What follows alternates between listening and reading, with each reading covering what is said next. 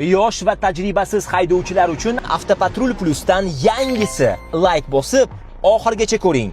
Qiziq bo'ladi. Pravani yaqinda olgan haydovchilar ko'pincha mashina gabaritini hisobga olmay, uning old qismini ko'pincha urib olishadi. Ushbu qoidalarni yaxshilab yodda saqlab qoling. Agar oldingizda ulov bo'lib, siz yon tomonga yurmoqchi bo'lsangiz, mashinangizning motor qopqog'i uning davlat raqamidan o'tib ketmasdan, rulni bemalol oxirigacha bursangiz, avariya bo'lmaydi.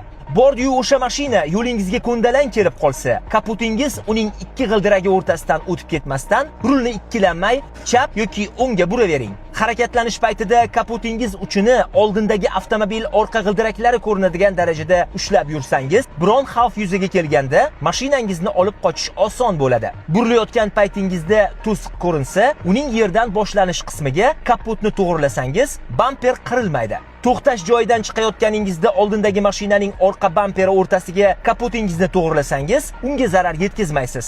Bordyurga ham kaputning ko'rinadigan qismini taqasangiz, hech qanday muammo yuzaga kelmaydi. Hoji aka, videoni saqlab qo'ying. Kelinoyimga kerak bo'ladi.